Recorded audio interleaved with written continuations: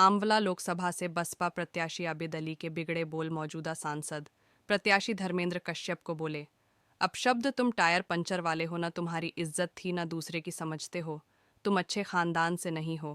अखिलेश यादव पर भी जमकर साधा निशाना, तुम्हारे टिकट नागपुर के आरएसएस दफ्तर से तय होते हैं, तुम्हें सिर्फ अपने खानदान के 5 सीटों से मतलब है, बाकी सीटों को तुम दाव पर लगाते हो। बसपा आंवला प्रत्याशी आबिद अली ने जनसभा करते हुए बोले अपशब्द। कि आज के टाइम में वो जो खुद को सांसद समझते हैं, गलत फहमी निकाल दो महोदय, न तुम सांसद हो न हम सांसद हैं, तुम भी प्रत्याशी हो और हम भी प्रत्याशी हैं। तुम्हारी नसबंदी के लिए लाल फाटक वालों से कह रहे हैं, तुम्हारी नसबंदी के लिए ठाकुर मुदित साहब को, मुदित प्रताप सिंह को लाए हैं, हम इनसे ही तुम्हारी नसबंदी कर रहे हैं। सांसद है कि डॉक्टर है? बताओ, सांसद है कि डॉक्टर है? लोकसभा में विकास कर नहीं पा रहा है, जमींदारों की नसबंदी करेगा।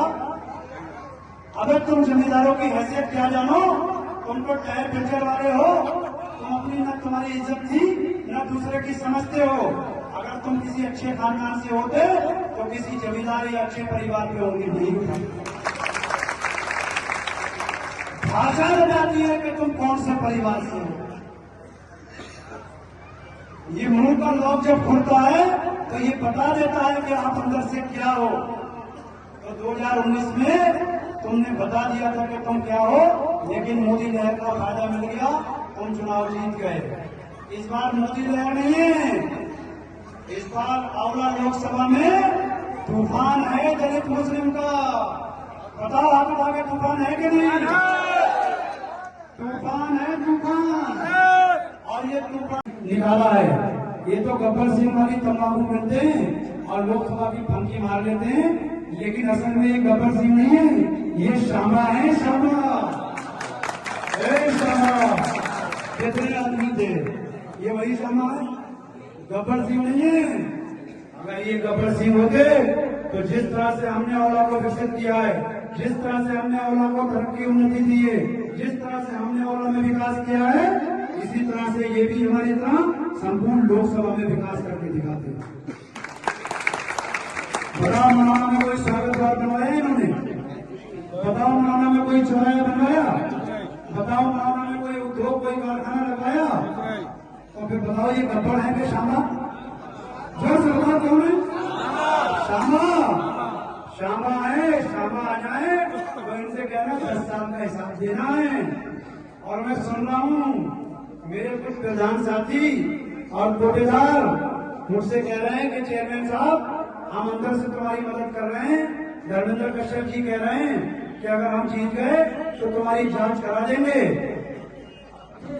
मैं कह देना चाहता हूँ कश्यप जी, भूल जाओ वो दिन जब तुम कमजोर और सीधे साधे प्रधानों को, कोटेदारों को सताते थे। सैयद आबिद अली कहते हैं हमें, अगर तुमने हमारे एक भी नौजवान को छूने की कोशिश करी, एक भी प्रधान या कोटेदार को छूने की कोशिश करी, तब भी चौराहे को तो मैं नंगा करके रखूंगा। आंवला का मालिक मैं हूँ, आंवला की सीमा के अंदर घुसने को तरस जाओगे। तुम्हारी गाड़ी बिना हमारी मर्जी की आंवला की सड़कों पे चल नहीं पाएगी कश्यप जी। इसलिए मैं कहता हूँ होश में रहना, होश में। मैं कहता जाऊँ होश में रहना, होश में।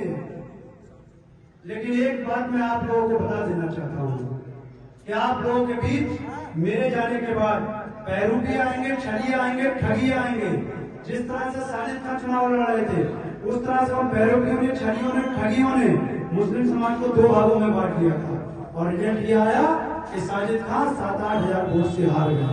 याद करो वो दौर, अगर उसी टाइम तुम सब इतनी बड़ी तादाद में इकट्ठे हो गए होते तो इस एरिया का विधायक कोई मुस्लिम होता और सांसद भी तुम्हारे बीच का होता।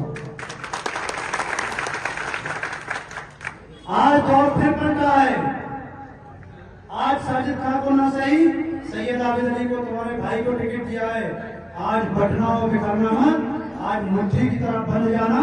अगर ये मौलाना की मुट्ठी बंद गई तो इसकी आवाज पूरी विधानसभा के अंदर जाती है। मैं दावे के साथ कहना चाहता हूं कि अगर मनोना के लोगों ने एक तरफा फैसला ले लिया तो औरा विधानसभा भी एक तरफा फैसला लेने को मजबूर हो जाएगी। मनोना बड़ा गांव है, मनोना औरा का दिल है, और दिल जब ठंडा होता है, धड़कता है, तो सांसें तभी चलती हैं, और दिल का खेल खत्म तो सारा खेल खत्म। बताओ दिल को धड़काओगे कि नहीं? धड़काओगे?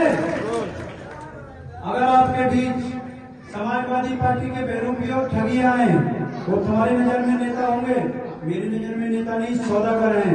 कोई अपने बेटे का टिकट पक्का कर रहा है, कोई खुद के लिए 2027 का टिकट कर रहा है।